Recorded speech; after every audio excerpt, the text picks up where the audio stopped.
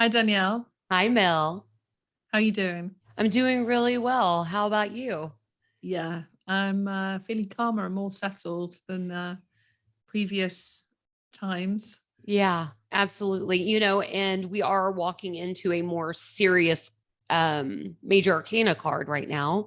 We And so are. we're on the number 13 card, which is death. And death, the card itself implies the end of one thing and an awakening into another. It helps us in teaching us that death is simply a new beginning. And before we started this podcast, Mel and I were kind of having a chat about how we wanted to approach this, just because death comes in all forms, right? Death, it can be a physical death, it can be a death of a mindset, it can be the death of the way that you moved in this world, your actions. There's so many versions of things that die so they can be born anew, that we were trying to tackle this topic in the most appropriate way. However, I think Mel and I have just decided to bring in different facets of what death can look like to us and why we don't need to fear the end of things. Just because we haven't been taught in society how to acknowledge death. We still run from it. And you can tell this just by looking at any magazine, right? How to look great over 40, how to keep your youth at 60, anything over the age of 80, we just consider it a miracle that a person can continue to age at that point. And so in a physical way, we clearly run from death, but this also translates into who we are as a person, right? We're not the person we were at 15, 25, 30, 40, 50. We're not the same person. We consistently shed old layers of us so that we can continue to grow into the person we dream to be. Yeah, and I think whether the card is pulled because somebody's had a reading or they're playing with the tarot themselves, when you see death, it can conjure up that deep fear. And you're right, in the societies I've grown up in, and also belonging to a small family, I didn't really see a lot of death, but I remember the different people that have passed in the family, and actually every one of those passings has been a different experience. And so what we thought is we'd have a bit of a deeper dive into that level of death before we Yeah. start looking at some of the death cycles that we go through. Yeah. Yeah. So I will go ahead and get through some of the main points of this Major Arcana card, and then we'll go into the little bit more of the psychology and spirituality of this card. So our key words in this is going to be transformation, change, endings, letting go. And on the flip side, fear of change, repeating negative patterns. So the quote I decided to come up with is, may your fear of stagnation be greater than the fear of letting go. We're going to still be working in the element of water. And if you've been following our podcast, you'll know that the last one was the hanged man, which was still in water. So we are still working with the flow of things. So we've been going through this process, and now we're walking into this energy of flow. How do I allow things to flow in my life without me needing to control this? How can I stand still long enough to allow the things that are passing by that might be bumpier to remain in this flow? And now we're at the place where we've ended with the hanged man, and we're realizing that the surrenders that need to be made, the letting go, the sacrifice that needs to be made so that a part of the new cycle can begin again. So how do we do that, right? The ruling planet is Pluto, and Pluto is all about transformation. So when you look at Pluto, it is a transformative planet. If the planet comes into direct at any time, you know that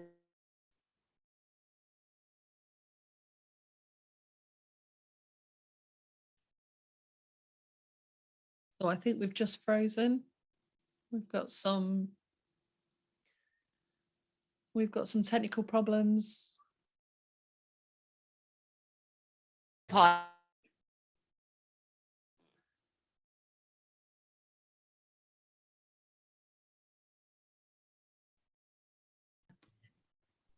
All right. So we had some technical difficulties, but we're back. So we are looking inside of an energy that is all encompassing. Death does come for us all. There's, what do they say? The saying is there's only two things in life that remain constant: death and taxes, right? And so everybody has a death. Now we're going to be looking into it a little further in the esoteric version of death and the psychological version of death, and then also the reality of what death can be. Some questions you need to ask is, do you fear change? Are you scared to make the sacrifice necessary to make that change? And what good can come from this change? So I will lead with the physical death side. And I know that you have a little commentary on that as well. You know, when my mom passed away, it was difficult. It was, like anybody that faces the death of a parent, it's just, it's going to happen. But when it does, it comes out of left field. And it doesn't matter if, the details of the situation that compound upon it, it's still a rough existence. Now, my mom passed away about 3.5 years ago. And now that I look back, it's in gratitude, because it was a catalyst of change in so many ways. It was a catalyst in me changing how I enabled people in my life. It was the catalyst of change for the addiction patterns that my sibling had in his life. It was the catalyst of change in the way that the boys were being raised. It was the catalyst to so many changes that I tell her in my daily conversations with my ancestors and my mom, my gratitude for her sacrifice. That if she hadn't sacrificed her life in this way, that none of this would have happened.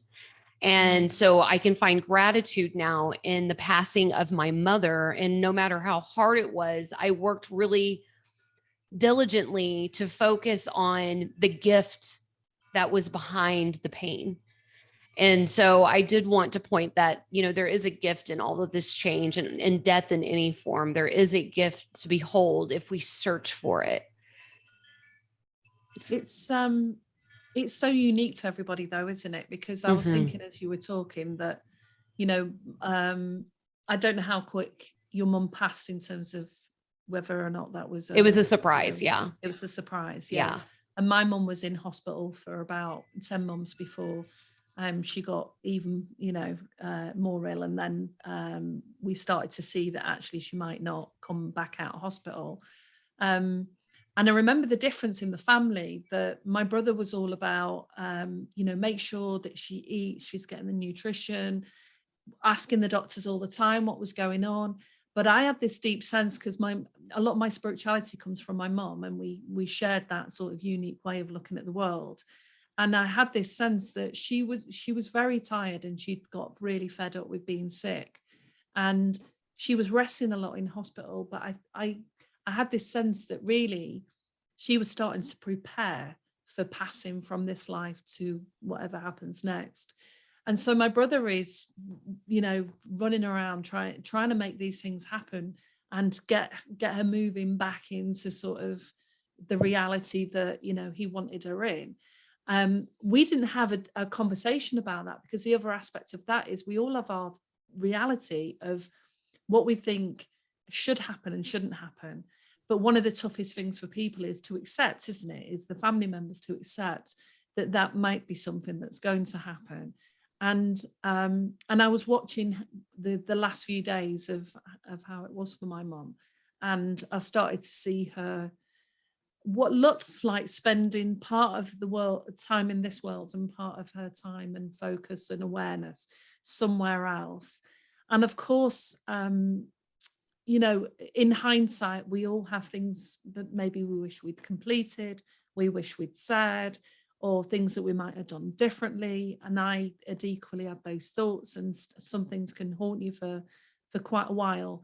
But it was about the impacts of that. And I've spoke to a few friends who have been in large families, and especially where money's been concerned, and things that seem to cause a lot of issues is the who takes the lead role of managing those situations, who doesn't do anything, who hides away from talking about it, who confronts things head on. And what you can end up doing, whatever are the things that are bubbling under the surface before the parent, is passing or has passed, will evoke all of that. And you've talked about in a very healthy way in terms of how you viewed that. I think I viewed it in a healthy way in terms of where my mum was really at. But I certainly know that all the practicalities afterwards were difficult. Yeah. And managing family members, some were explosive, that grief hit them in a really big impacting way. Other people were aggressive and angry. Other people were dismissive and in denial. And how do you hear all those different voices, and who is the leveler within that family, and who is really reflecting on what the person who's passed would have really wanted? So, right. And being psychologically minded, you can be as psychologically minded as you want and be brilliant at what you do in your day-to-day life. But when it comes to a close family member passing that you have a strong connection with, or even a complicated connection with, because we can have complicated relationships with our parents, and it will be equally complicated grief. 100%. I've known of a few people whose parent might not have been an active role member in their youth or growing up, or even in their life period. So what that brought out when the death happened was this complicated grief system of, I don't even know how to grieve a person I didn't know on a personal level, or on a level that, and then there's that guilt and shame of maybe I should have tried harder. And then there's the anger of why didn't they try harder? And, and grief, death is complicated. Grief is more complicated. And because I think death is actually pretty simple. You just continue. But that's my personal thoughts on it. Obviously, this is my journey, and so my opinions will be expressed. But with the grieving side of things, and this is at any aspect of death. And right now we're talking in the physical. When you grieve death, it's like almost like that fight flight response, right? You kind of go into your survival mode, and you don't know if you should fight your way out of this, or if you should stand completely still, or maybe you should run from all of this. And quite frankly, I did a little of all three. It was very confusing time for me. I just didn't know which way to, attack the situation, I guess would be the way I would put that. I was trying to decide if, even before understanding the feminine and masculine energies, do I need to come after the situation in a masculine form and just go after it and just physically and logically get myself through it? Or do I stand in my feminine power and allow things to naturally unfold? Well, it is a little bit of both. That's why death is both masculine and feminine. It's an all-encompassing thing. But I don't think no when it's happening. No, because it's a bit like there's lots of situations that you don't really know what your reaction is going to be, because I've equally lost my mother-in-law, and I've lost a significant couple that were like grandparents to me when I was growing up. Now that was hard because I was very young at the time, and they were significant, and that's the difference. Is what is that significance? With my dad, when he passed, equally like what you've said, I didn't really have a close relationship with him. So, and then you can feel like the pressure of society that says, well, you should be feeling something when you don't, and you're watching things in a very detached way, thinking that almost are you removed and in denial. But no, actually, sometimes you don't feel anything. And so there's all these expectations that people have around you. That's just as normal. And that's what we have to get through when it comes to the grieving process, is literally any response is an appropriate response outside of, I mean, come on, I don't feel like I need to get into please don't get into your addiction patterns.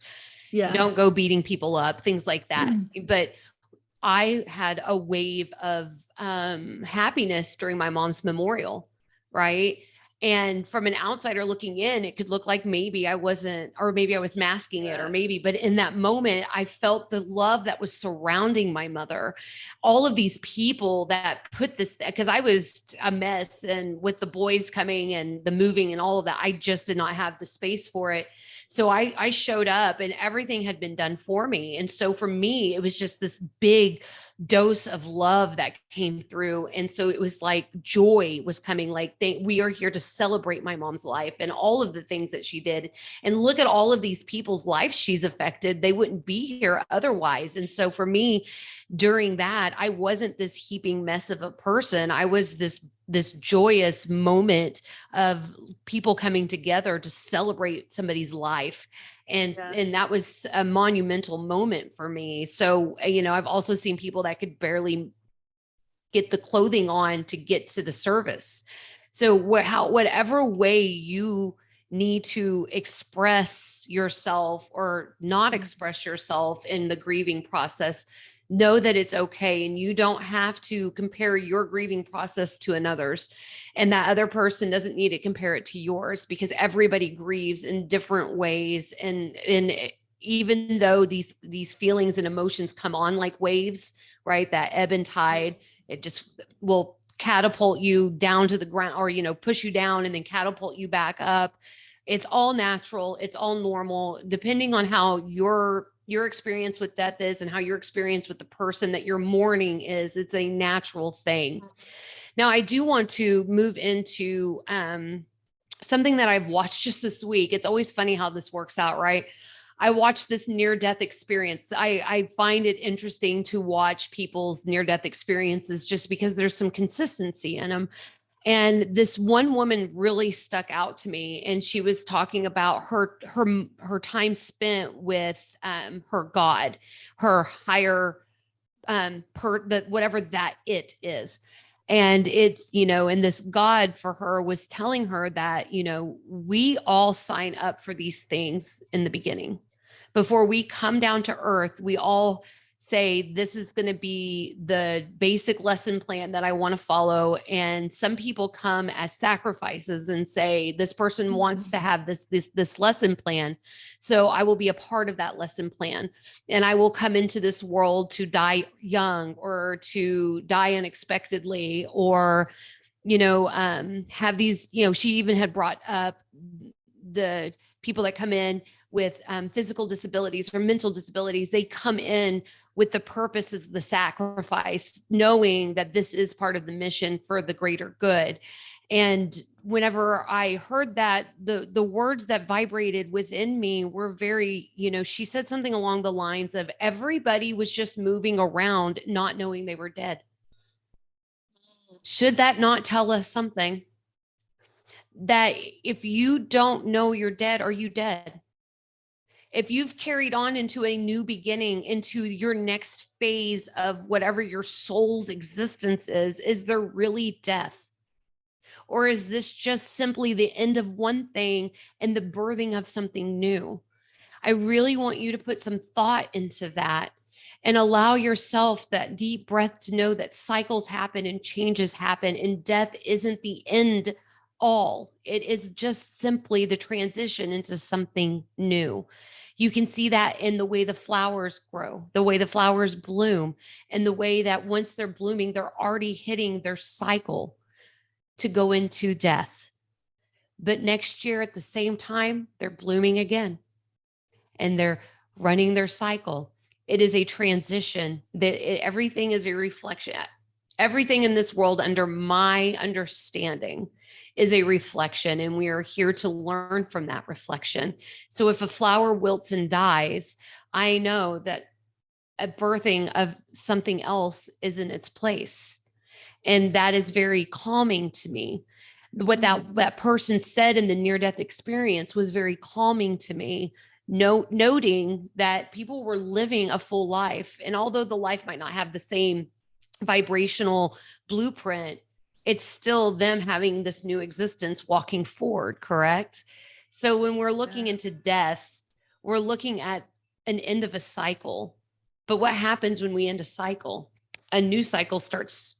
It's already been culminating, so now it's just beginning.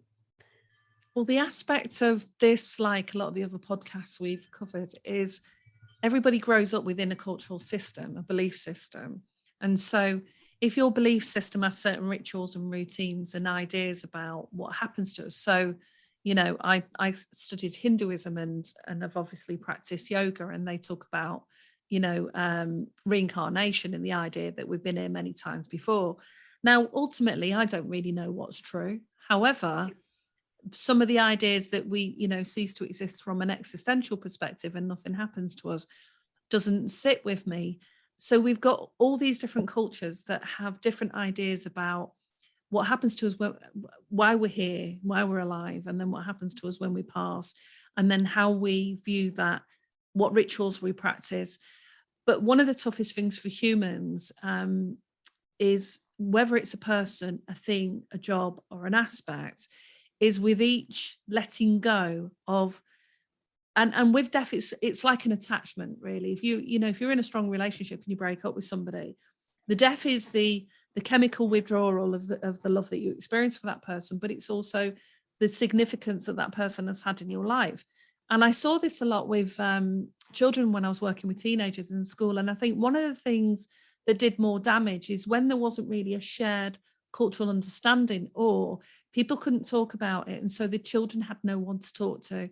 And I worked with quite a few kids who had a sense of grandma or granddad afterwards when they pass. Yeah. And so part of our conversation was just, I would say to them, so what do you make of that? What do you think about that? So even though I worked in a Catholic school, I'm not Catholic, but I just wanted to facilitate a conversation so they could be comfortable with it, so that they could take what might be scaring them to think that they're mad and that, or somebody else has said is wrong or anything like that, to just verbalize that and make sense of that. And I say, well, I don't know, it's what does this feel like to you? And it's that tuning back into self again, isn't it? Of what does this mean? And then it gives that process of normalizing, like any other conversation, a communication about an experience that you're having.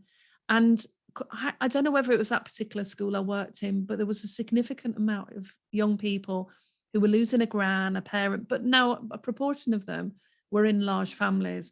But what I saw is the ones that were in large families that had the routines and rituals, and a particular belief system around that, was really supportive and meaningful to the young people. But it was about, well, what happens after? And we're so scared of considering the idea that just because we can't see it, it doesn't exist, or that there aren't different planes of existence. Now, who knows why we've been guided to believe what we do believe as humans, but it can be the thing that trips us up. And we were talking pre the podcast, weren't we, about how people can get really stuck at those particular times in that life where they've never really grieved properly. And that can be because either they've taken drugs and drank for a significant amount of time, therefore haven't processed the feelings.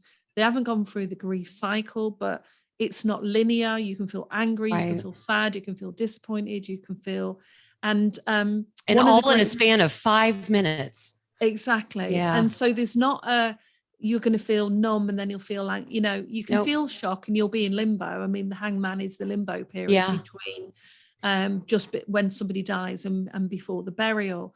But the person who wrote a lot about this was Elizabeth Kubler-Ross, and she writes a lot about the grief process. So I think having some understanding of where people have passed in your own family and what age you were when that happened and how your family communicated that, what your beliefs were around that. And if you're still drawn back to that memory, or you've got some regret or disappointments, because I think out of the research, one of the things that shows up all the time is that people are disappointed with themselves because they didn't complete conversations or situations with people, and it never got resolved. And where people have said, I went back and spoke to my brother or sister that I hadn't communicated with for 20 years. And even though we're not like close buddies, what we have done is move past that stuckness. And we've resolved that. So getting caught up in any of those time points in life can seriously hamper you. Or if something comes up now that happens, what will happen is all those other time points that are unresolved and haven't been processed will hit you like that, all in one go. All and at once. Feel Very significant. Yeah, absolutely. You know, what you reminded me is what we were just talking about right before this, which was one of just, it's a book that, and then they made it into a movie that I really enjoy, and it's called Wrinkle in Time. And in there, there's this part where it's like they've got, you remember those little paper that they would fold up in like origami style and then like make it open. So they opened it and it was a heart, right? And the heart had these different colors. But when they opened it again, the heart disappeared, but all of the colors remained. And so the point of that was, you know, the love always remains, even if it's not right in front of you and it becomes enfolded. And enfolded simply means surrounded. The love, instead of being in physically in front of you, now surrounds you. It is always with you and within you. And so if we could tap in to the surrounding of love, you can tap in to the person you've lost. And I've really learned that. And you speak of the children, and just 2 days ago, I pulled down my mom's picture off the mantle, and because we keep it next to some of her ashes in a heart. And so I pulled it down, and my youngest comes up and we're looking at a picture of Nana, and he has a little sadness to him. And I'm like, isn't Nana beautiful? And he said, yeah, Nana's beautiful. And I was like, Nana was just the most beautiful woman, and she loved you so much. And I was asked him, you know, do you still have dreams about her? Do you still feel like you get to speak to her? And he said, yes. I said, so she's still right here. She hasn't gone anywhere. She is still with you. Anytime you have a question, you ask it, she'll answer you in some kind of a really neat way, you know? And so the less fear we have with the understanding of death, the more we can live in this life cycle. Yeah. For sure. And this comes, you know, we're talking about the physical death. Now, when we can move our way forward, now that we've gotten to that immediate thought when we go through death, right? Now we can think of transformation of death. What can death look like in different forms? I have changed and transformed and become the phoenix rising so many times that death is my friend now. I actually call in. I think we've talked about this in a couple of podcasts, is I call in every day, and I work with different energies. You know, I name them because it makes it easier for me to comprehend. So some of them that I work with is the angels. And so I call in the angels as their names come forward to me. And one of the angels is the angel of death, and that's Azrael. So every single day, instead of my fear outweighing my will to be curious, I call in the angel of death, because the angel of death is so beautiful with transformation, right? That I'm able to have a clearer understanding of what death looks like, what it feels like, what transformation is to be witnessed and to be honored and to be excited for in a lot of arenas. So for me, in my journey with death, it's been finding it in this sacred, beautiful moment in between, as one thing ends and comes to the beginning of another, and how sacred that truly is, to witness as a human in whatever form that death comes to. You know, the phoenix rising is probably the best example to use of how we die and rebirth within our structure of understanding ourselves, within our value structure, within our friendships, within all of that. Something that once caused you great harm can be the thing that sets you free now. You know, you will rise. What is the saying? You will rise from the ashes, but at this part of the journey, you must burn. So in that burning, you must allow the space to take away the things that you are not, so that you can bloom into the things that you are, so that you can rise from the ashes, something stronger than you've ever been, and take witness to what death is meant to be. It is a cycle within us. It's just with it. You can be large cycles, small cycles, it doesn't matter, but death brings in fresh beginnings. Death brings in the rising from the ashes. Death brings in the ability for something else to come live in its place. And so death for me is very sacred and beautiful. And I've done a lot of work inside of understanding death for myself, just because of the impact death had on me. And the fact that I had never really had, like you had talked about, the rituals before. I didn't know how to neatly pack up an entire life and send it to its next journey. Right. So I spent a lot of time, and that's also the reason I find myself shying away from those grieving, because of my understanding of death. It feels almost, flippant, like I don't care, but it's my all of the caring that led me to that place. And so for me, death is this sacred journey within itself. And we have to honor that journey at whatever level death comes to visit us.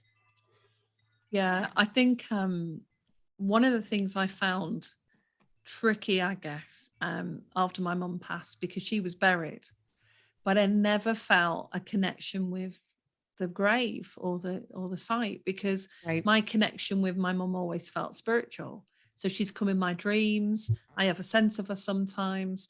Sometimes there's a poem that I wrote years ago about my mum that just described, how I saw her, the journeys that she took, because she used to love going on all these long trips into the countryside, and really like little unique shops and all that. So I'll get these impressions. But again, our experience with whoever the person is or the thing is will be different each time, because we grow. And as you were talking, the other aspect of that is the aspect of our identity also dies, because I'm not a daughter anymore. I'm Yeah. now moving into my womanhood. In fact, I'm at the third stage of my life. Well, And now you're the so, matriarch, right? Now you yeah, become the matriarch of the family. Now you become some form of orphan.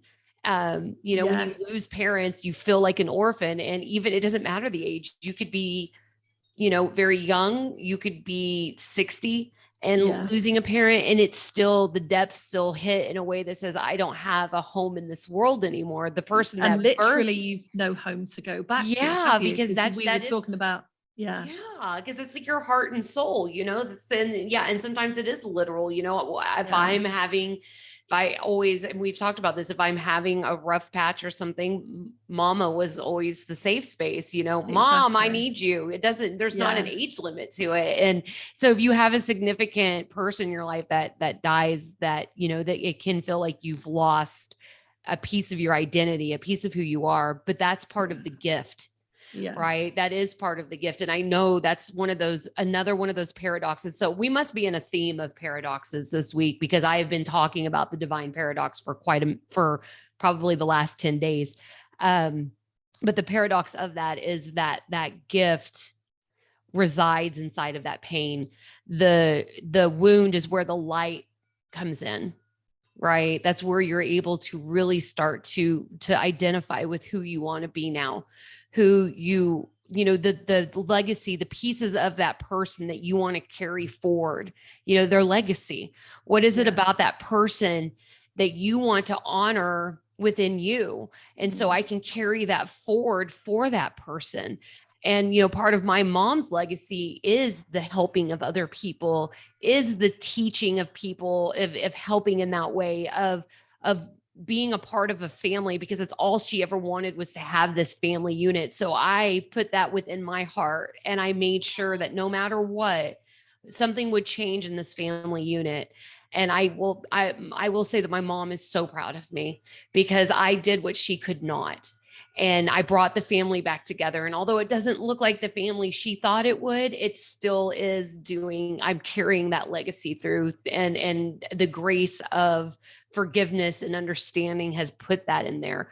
And so the divine paradox of death is the gift that death brings. The creation and almost extension of the DNA that we all share in our family lineage. Yeah. Because equally, the sacrifices my mum made to bring us up, I really value that because I don't have the same hardships and struggles that she had. Yeah. And I also value my role because she paved the way for me to have the freedoms and privileges The that I privileges. have. Thank you, ancestors. You know, we always Exactly. talk about the ancestors, and when you look at shadow work, you know, obviously the ancestors come up a lot, but the ancestors, our parents, their parents, the parents before them, they did so much good to put us here, right? To put us in this place where every day I get to start a shower that runs water, both hot and cold.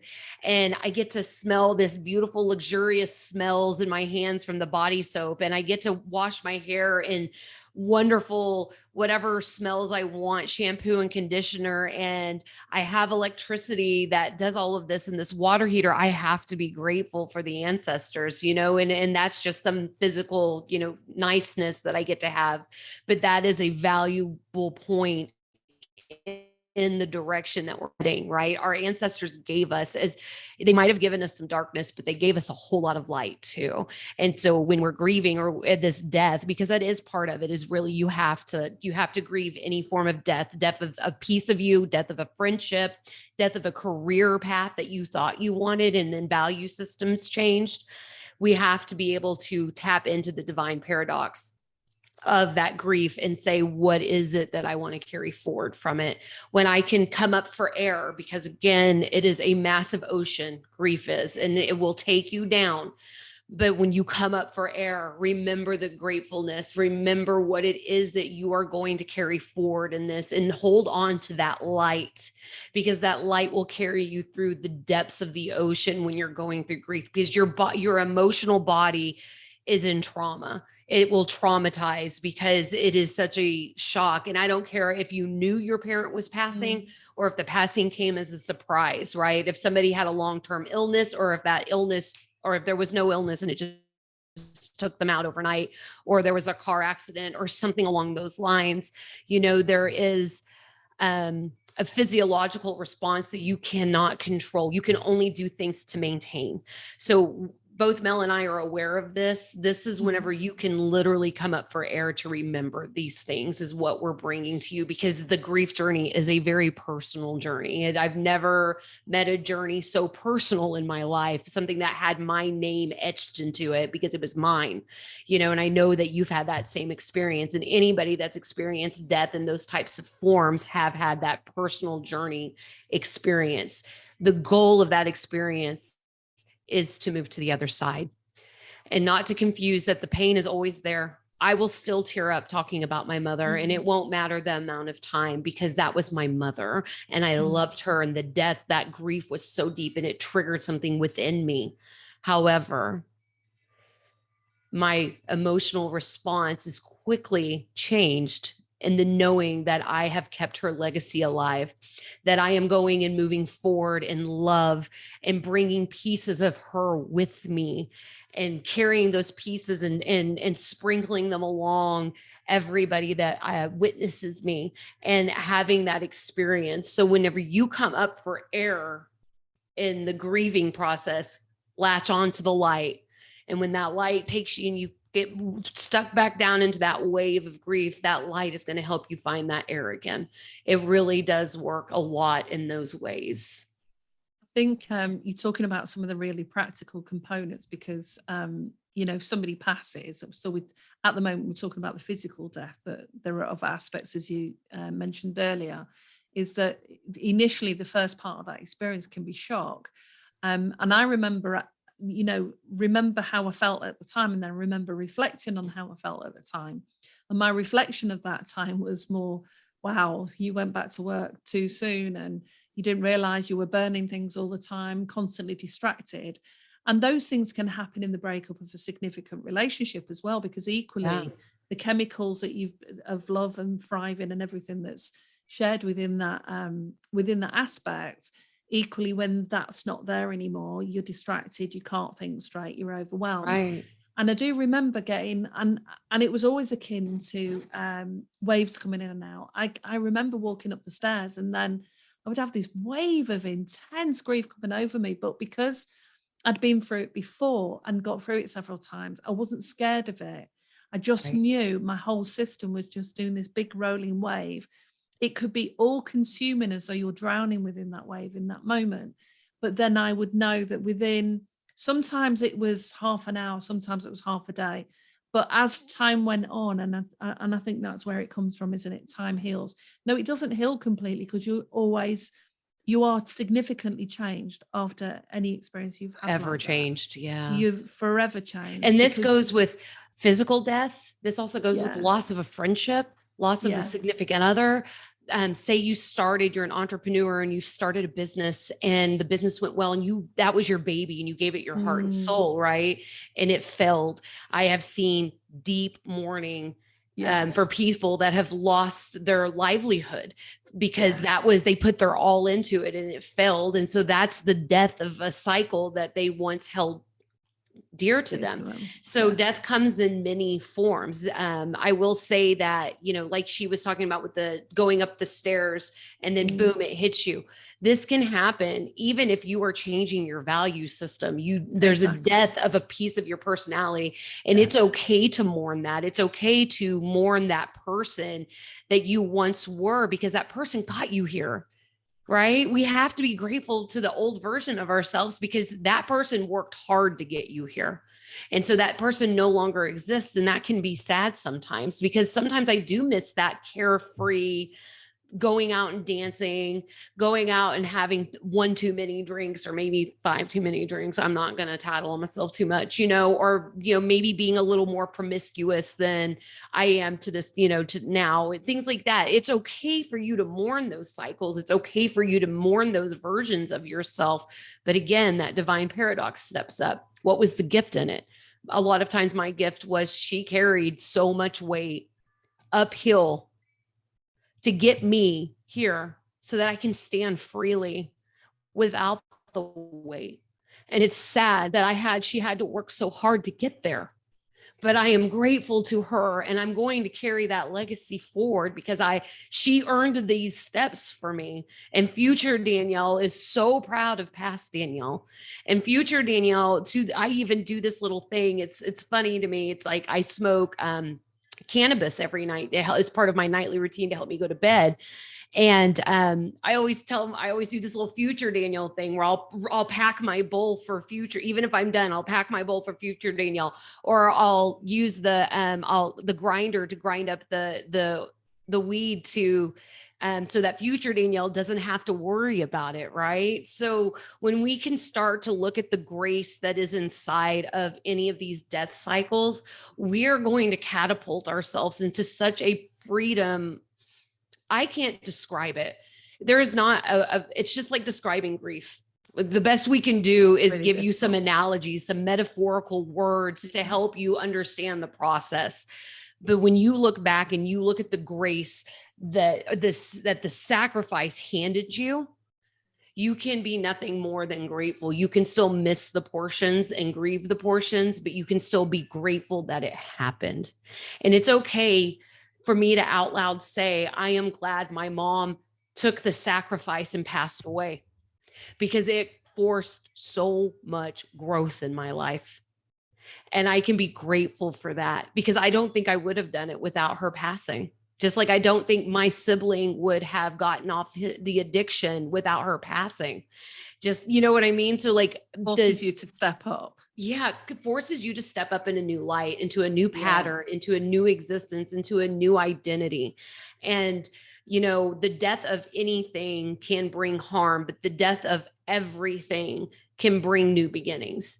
And we have to remember that, especially if death is in a consistency for you. I know one person personally who death has been a consistent theme in their life. And unfortunately, I don't see them like really learning the lesson right now. I do pray that lesson happens, because we deserve to break free of the grief pattern. But sometimes if death comes to visit you a lot, it's telling you a secret, right? It's that you need to live. It's time to live your life, because death is real. And the death of who you were, the death of a relationship, the death of a business, to the death of a human body, It's going to happen. So go out and live that existence. Go and live the best life that you know how to, in the position that you're in and the identity that you're in, because that is going to change. Yeah. One of the themes that I see coming through the women that we work with in the domestic abuse project is that they can really start to go through the grief process for the death of the potential that they thought they saw. So they might have started out having what looked like a wonderful relationship in whatever way they describe it. And it might have been 3 or 6 wonderful months and then 15 years of hell. And even though it's a big step and they've moved forward, and to everybody else, it'd be like, you've got out of it. People don't realize that they're still going to go through a grief process because they're letting go of all of that potential. They're letting go of a life they knew. They're letting go of a place they live, because often they have to move. So it's a massive restructuring of the identity. And we're seeing that process of them having to be a bit like we were talking about the hangman, having to be in the pause moment to look at the life that they're just leaving behind and all the potential of everything they bought into. And the life that they don't quite know yet. And even if it's a significant move for people where it's like, I love that business, I love that job. And I've had that with services that I've run, where I've got to a particular place, and what I wasn't identifying in some cases was it run its course. And sometimes you don't realize when something's run its course. And so then you're trying to keep hold attached on to it, and you become the hanged man in reverse. And we don't want that. And again, take your time anytime you're transitioning, anytime there's a transformation, anytime death has a presence in whatever form. Give yourself the luxury of taking the time out you need. But don't it is not a safe harbor. It is not a place to reside in. It is not a place that you unpack your bags and create a home in. This is a stop on the journey to your destination. It is not the end all be all. And I know that some people have lost something that they would consider a piece of them, a part of their soul, the other part of their heart. I know I've been blessed and I've not lost like a significant other or something along those lines. So I can't tell you that type of grief. I can tell you what it feels like to have broken a piece of somebody that I once had created a life with, and they're still alive, but I can't tell you what it's like to have them taken from me. So that is a different grief process, but you really aren't. And I can tell you, anybody, even if you believe in just the basics of esoteric knowledge, they're always there, and they always have this way of coming to you and saying, go live your life. They don't want you to sit in that place. They don't want you to, that is not the memory they want you to honor. They want you to honor their life, but they want you to honor their life in action, not in grieving. And so we have to remember that we have to give ourselves the time, the space, but then we have to move forward. We have to allow the transition to happen so that we can come into our new identity and move forward in a manner that honors the person that the person that you were, the person you're grieving, but it also allows you the space to grow into who it is that you're meant to be. But sometimes the thing that stops that process, because there are many, aren't there, is guilt. And guilt that you're allowed to be happy, guilt that you're allowed to move on, guilt that it's not swamping you every day, guilt that you've constructed a life, or that you've come into money and you don't feel that you should have got that, and had they been alive, or the memories that you've got. And I think any of those negative moments, I think your points about let's validate and see what they did as to how I got to where I am now. What joys and great experiences and aspects can I remember that really bring up those pleasant feelings? But also it's those other aspects that we don't talk about in society, because we don't share what we were ashamed of, what we feel guilty about. And if we did, it wouldn't hold the same potency like with anything else. You say it, you experience it, and then you go, okay, is this relevant anymore? Do we need to keep hold of this? Because the moment you start looking at something, you realize, you don't always realize what the lessons are in that, but you have a choice to go, okay, I did think that, I felt that way. But the pain and the suffering that people experience sometimes is so much about the diving into that place and not allowing themselves to come back up Not and not like, resurfacing from it. They and not unpacked, they built a resurfacing. house there, they got a grocery Yeah. store, they're going to reside there.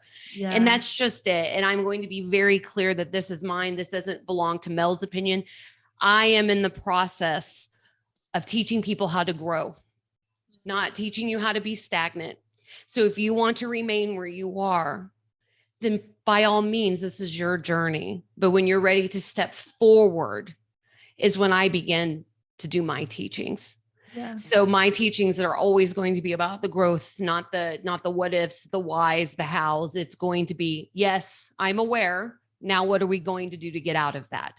Because we can sit in a dark energy all of our lives, or we can fight our way back to the light. That is up to you how you do that. But everything I teach on a personal level is all about that growth pattern. It's going to be about, I am ready to step out of whatever this darkness is, this depth that I keep finding myself in. I need to come out. That's when I'm going to come forward and be like, look, I'm a lighthouse. Let's go. Let's do this. Right. So that is a very important part of my teaching is I'm not a love and light girl, but I am a cycle of change girl. And so we can talk about all the reasons why we stay stagnant, or we can talk about all the reasons why we should move forward. And I understand because I've been both. I have. But I'll tell you what staying stagnant did for me. It wound me in a bed, suicidally depressed. It led me to almost getting a divorce. It led to all kinds of craziness in my world. I would rather you assign me some love and light aspect than for me to ever return to that stagnant water again. So when I talk, I am talking change. I am talking, it is time to see the light. It is time to move forward. We can sit in guilt, and we can sit in shame, and we can sit in the what ifs, or we can come and make a new life for ourselves. And, I think it was really crazy. About a year ago, this person I know had said, hey, I'm divorced now. I'm filing for divorce. I got out. Okay, cool. Like, that sucks. Like, nobody wants that, but maybe that's what's best. It took her a full year to finally admit that she was in a physically abusive relationship, and that it took her a year. But guess what? In that year, I saw her changes. It went from the victim module, the drama triangle, all the way to I found myself again, and I am deserving, and I never should have been there. But every step that person take was in a direction of healing, and not in a standstill direction. So the healing is a back and forth process. You're not going to say one day I'm going to heal now, and then you wake up healed. No, it takes a little back and forth energy, right? But you still are making steady progress. I always like to use the arrow and the bow analogy, right? What happens when you are about to hit your target? You have to pull the bow back, right? So the arrow comes back before it hits, for you let it go and hit its target. Stepping back, letting the wave override what you can is going to happen. It's part of it. This is where we learn our deepest lessons. But holding on to that light, or focusing on where that arrow is going to end up, is going to get you to the place that you need to be. So we can sit in, this life is really hard. And I married a narcissist. I know what it's like to lose yourself and then have to go and reclaim it, and how hard that is, and try to find your life again in some new form, because it will never be the same. But I always worked myself forward. And this was before I was on any type of acknowledgement of a journey. I was just doing it, and I did it for my kids, anyway. And I did it for myself, and I did it because I did not want to be in that place anymore. And I would rather run full throttle out of that place than to stint in there one more minute. I think that's a key point you've made, is the decision. I don't want to be there. So if you've experienced depression for a long time, but you recognize that maybe you've experienced that since being a kid, then at some point you say, okay, I'm going to do whatever I can so that I will either increase more pleasant thoughts and not dive into this dark hole, or I will start to have better experiences. And the journey is so different for everyone. But it's funny you say a year, because I've seen that with a lot of the women, that when they hit the darkest place and maybe ended up in a psychiatric ward or escaped a really abusive situation, it's been about a year. The first 3 months can be really rocky because there's that wavering moment of, am I doing the right thing? And I'm scared of the future and I'm uncertain. Yeah. And then the next stage is, let's get some help and pull in some support. And that's when you need to pull in your allies. Yeah. That's when you need to have people around you that are Yeah. going to, not necessarily, you know, either way, whether you step forward, step back, you know, there is no timeline on it, but it takes pauses, it takes self-care, it takes action, it takes bringing in information, it takes allies, it takes a group work, whatever the thing is. But when you make the decision, I'm not going to live here anymore, I don't want to feel like that all the time, I don't want to be here, I want to have respite, I want to see the sun some days. And we've equally talked about our journey. We've both been to those depths, and we've both had chronic fatigue, and we've both been what felt like stuck for a long time. Well, now for me, when I see the sun in the mornings, or I hear the birds, or the very simple things, but just by focusing on those things, I'm automatically moving myself out of anything out that can of throw me that back into stagnancy. Yeah, it's that 5-second rule, right? You know, Exactly. Yeah. 15 seconds of waking up. But yeah, so, you know, death can be hard. And literally, here's the beauty of what we're talking about. We might have been really stuck on the physical death in this conversation, and then only touched on the other things. But guess what? They all have the same fundamental steps that have to be taken. And to understand that this is a cycle, and a cycle is not a straight line. It's not an uphill climb, and it's not a downhill climb. It is a cycle. It's going to feel weird. There's not a wrong way or a right way really about it. But the more you tap into yourself and your understanding, and if you don't have somebody, if you don't have allies, find an ally. But if you're like me, who likes to do it on their own, I found myself as my greatest ally, and I found a home in myself, and I found a team within me. And that really, above all else, it was that got me out of the hole. I had friends that stepped in these key moments, and I will never forget those moments to the day that I transition into my next journey. I will never forget those that stood in some space created so that I can make it through. But also remember who you are in all of this at any level of the death cycle you're in, be it a physical death of a loved one or an identity death of somebody you used to be. Acknowledge yourself, acknowledge who you are, acknowledge the depths of strength and tenacity that we have, and move ourselves forward. And, you know, it is a heavy topic, and it feels deep and it can feel dark. But when people start to allow themselves to experience any of the natural cycles and processes, and allow themselves to rest and pause and breathe and self-care, is some of the experiences that can come after that, it's hard to say what it's going to be like, everybody's journey, but you can start to feel the seeds of flourishment, of feeling vibrancy, of feeling joy. Just as we've both said, you know, I've had periods of time where I felt awful for 5 days at a time. Then I started to realize there were windows, and I used to call them like windows of opportunity, windows of light, where there'd be a crack that sort of comes through.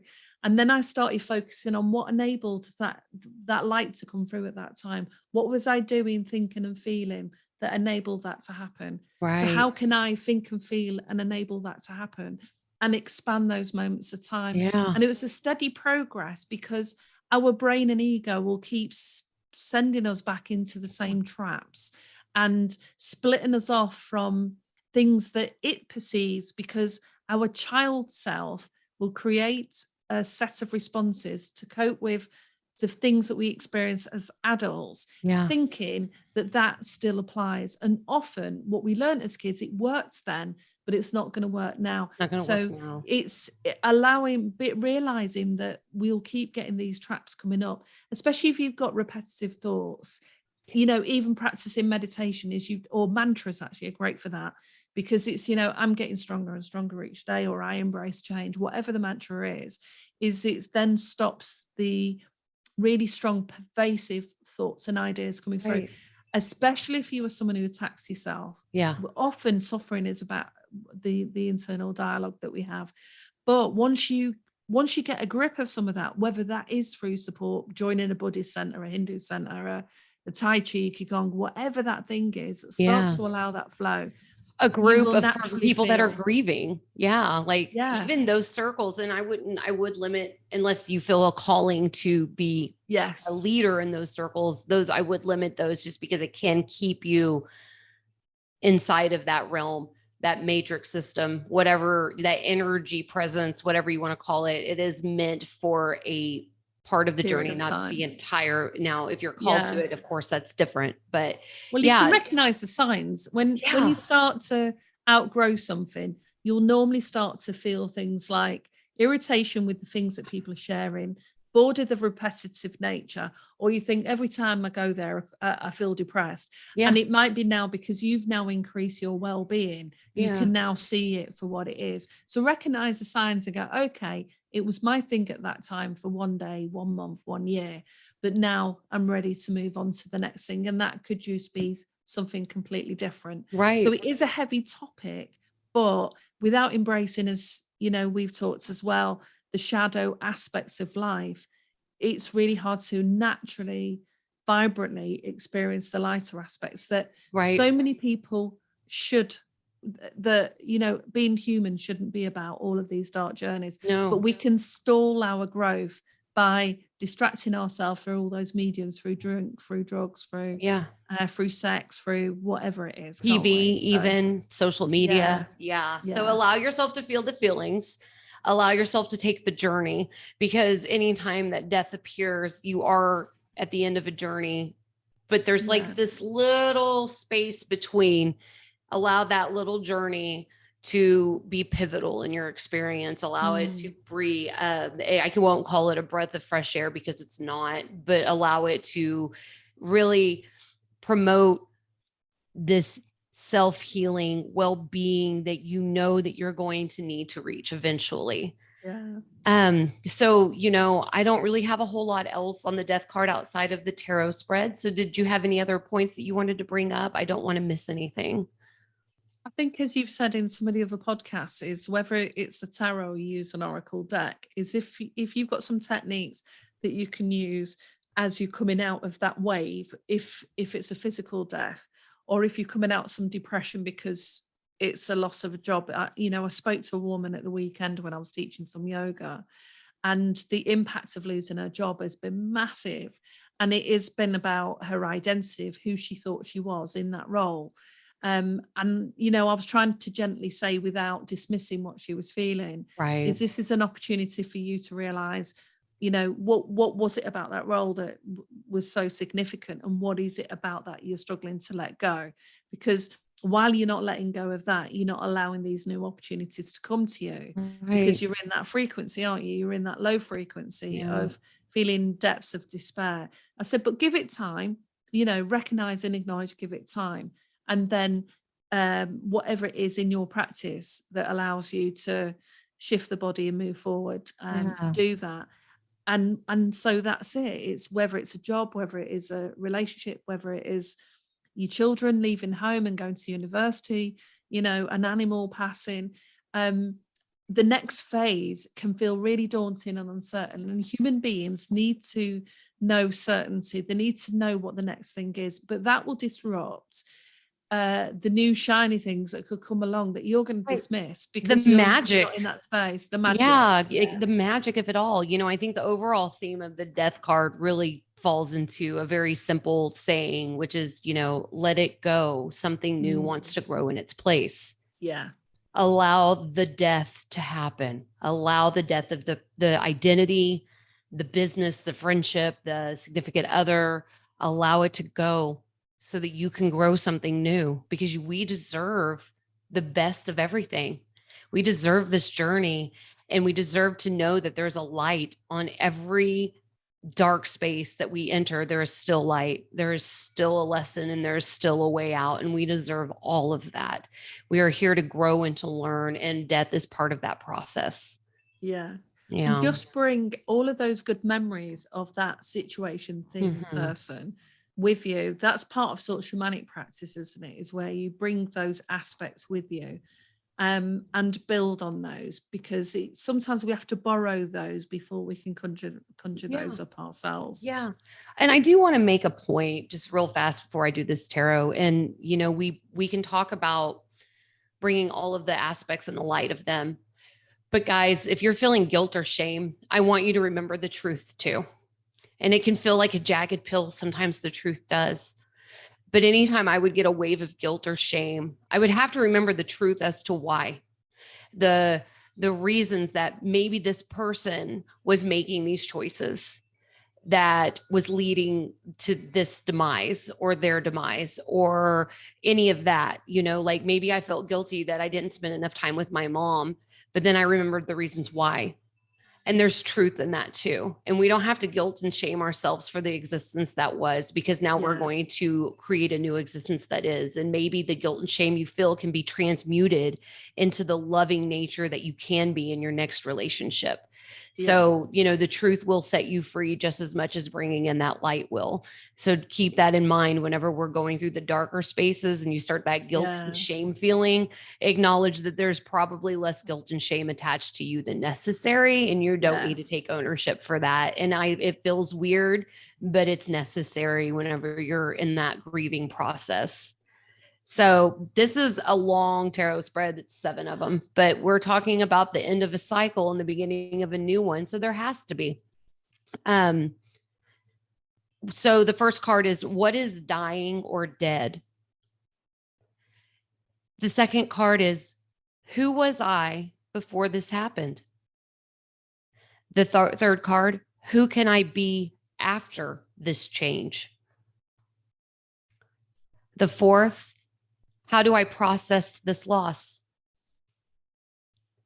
The fifth card, the lessons I've learned during this loss. The sixth card, what do I need to let go of? And the seventh and final card is, how do I move on?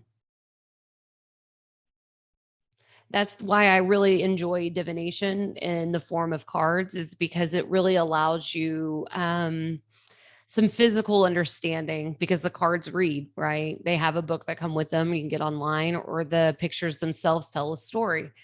So when we use that in conjunction with anything that we do, especially in the death process, it can kind of give you nudges in the right direction. So that is all I have. And I am really grateful that you and I were able to tackle such a difficult topic, right? It's not a topic that people want to openly discuss, but the more we can discuss it and be open about it, the easier it is to understand. And when we understand something, the easier we can move through something. Exactly. So, yeah. So I appreciate your time on this one for sure. Yeah. And yours. And if I was going to try and change some of the cycles that occur, I would definitely start having those conversations with young people. And if you find it difficult, there's an author that writes some beautiful books. The books are aimed at therapists, but you can actually use some of the books with children, because it's got a beautiful story that has metaphors in it. And there are about death and dying, or about changes, because lots of kids can be anxious about things that are changing, that they don't understand. A new family coming together, they don't realize it's going to be really joyous, and they can be really scared. But it's about using materials to facilitate a conversation if that conversation feels difficult. And that's all I'd say to parents is, don't avoid it. And it does depend on the age of the children, because children understand things in very different ways. So you've got to try and use open language to understand the child's perspective of something. But at least, even if it's only 1 or 2 sentences, you're paving the way for much fuller communication further on. And we will hit those, we can revisit stages of loss in any way. I've re-hit the same stage of loss that I had about a job that was very significant to me for a long time. And I've re-hit that place several times and remembered what was going on at that time. Every time a new situation, new job comes up. So it can be an ongoing cycle. And sometimes it's just, we've talked about this before, haven't we? Of that spiral where we go down and we pick up the gift, or we pick up the thing, and we look at that and we like, okay, what's happening now? Why is this coming to my attention? And then you can start to make connections. And it's just all part of the growth of the human spirit, isn't it? Yeah. And it's beautiful if we allow it to Yeah. be. So, Yeah. all right, guys, don't forget to join us on our Facebook page at Mel and Danielle.